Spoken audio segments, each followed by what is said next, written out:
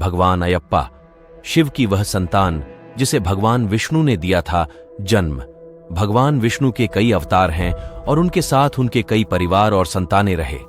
महादेव शिव का एक ही परिवार माना गया है, जिसमें गणेश और कार्तिकेय के रूप में उनकी 2 संतानें हैं, परंतु यह पूरा सत्य नहीं है। शिव की तीसरी संतान भी है, इसे भगवान अयप्पा के रूप में पूजा जाता है। रहस्य तो इसमें निहित है कि शिव की तीसरी संतान को भगवान विष्णु ने जन्म दिया था, यानी 2 पुरुषों की संतान। तो चलिए जानते हैं। भगवान अयप्पा के जन्म से जुड़े इस रहस्य को कलयुग में 2 पुरुषों का संबंध होना आम बात हो गई है। विज्ञान की मदद से पुरुष बच्चों को जन्म भी देने लगे हैं, परंतु पौराणिक इतिहास में 2 पुरुष देवताओं की संतान होना आश्चर्य से भर देता है। यदि पौराणिक कथाएं पढ़ी या सुनी है तो आपको देवताओं और असुरों के बीच हुए समुद्र मंथन के बारे में जरूर याद होगा। समुद्र मंथन में बार बार एक नाम का जिक्र होता है, जिसे मोहिनी कहा गया है। दरअसल समुद्र मंथन के दौरान जब अमृत सागर से बाहर आया तो देवाओं और राक्षसों के बीच उसके बंटवारे को लेकर विवाद पैदा हो गया। तब भगवान विष्णु ने मोहिनी रूप धारण किया और अमृत का कलश उठा लिया। मोहिनी इतनी खूबसूरत थी कि राक्षसों का ध्यान अमृत के बर्तन से ज्यादा मोहिनी के रूप पर रहा। इसी दौरान छल हुआ और मोहिनी ने देवताओं को अमृतपान करवाया, जबकि राक्षसों को साधारण जल पिलाती रही। पर मोहिनी का किरदार केवल समुद्र मंथन की कथा तक ही सीमित नहीं है, बल्कि इसके आगे एक और कथा है। दरअसल तब महिषासुर नाम का एक राक्षस धरती पर वास कर रहा था, जिसने अपने अहंकार और अत्याचार की सभी सीमाएं पार कर दी थीं। महिषासुर की अत्याचारों से परेशान देवताओं ने मदद के लिए मां दुर्गा से प्रार्थना की। इसके बाद देवी दुर्गा ने महिषासुर का वध कर दिया, पर महिषासुर के साथ हिंसा और अहंकार का अंत नहीं हुआ। महिषासुर की बहन महिषी अपने भाई की मृत्यु से बहुत दुखी थी। वह देवताओं से नाराज थी और इसीलिए उसने खुद को शक्तिशाली बनाने के लिए घोर तप करना शुरू किया। उसने भगवान शिव की आराधना की।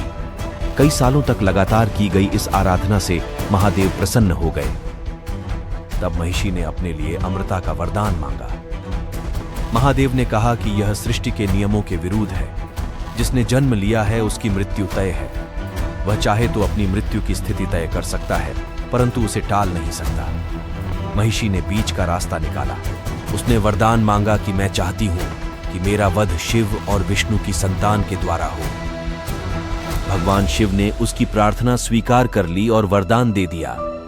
महिषी को लगा कि यह होना कभी संभव ही नहीं है, क्योंकि 2 देव पुरुषों का मिलन और फिर संतान उत्पत्ति हो ही नहीं सकती। इसी अहंकार के चलते उसने धरती से लेकर देवलोक तक हाहाकार मचा दिया। एक बार फिर देवता संकट में थे। इस बार फिर से सभी देवता भगवान शिव की शरण में पहुंचे। उन्होंने कहा कि आपने जो वरदान महिषी को दिया है उसका कोई तोड़ नहीं है। 2 पुरुषों के मिलन से संतान की उत्पत्ति नहीं हो सकती। यही कारण है कि उसे हम में से कोई नहीं मार सकता। एक प्रकार से वह अमर हो चुकी है। इसके बाद देवता भगवान विष्णु के पास पहुंचे और उनसे इस समस्या का हल निकालने की गुजारिश की। हालांकि वे यह समझ रहे थे कि इस वरदान का कोई तोड़ हो ही नहीं सकता, परंतु नियति में कुछ और ही लिखा था।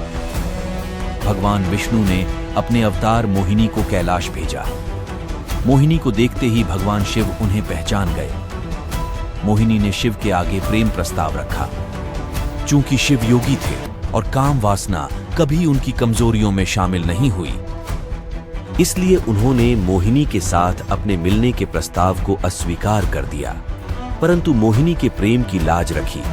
चूंकि मोहिनी विष्णु का अवतार थी, इसलिए इसे शिव और विष्णु का मिलन भी कहा जाता है। मोहिनी गर्भवती हुई और उसने एक पुत्र को जन्म दिया गया।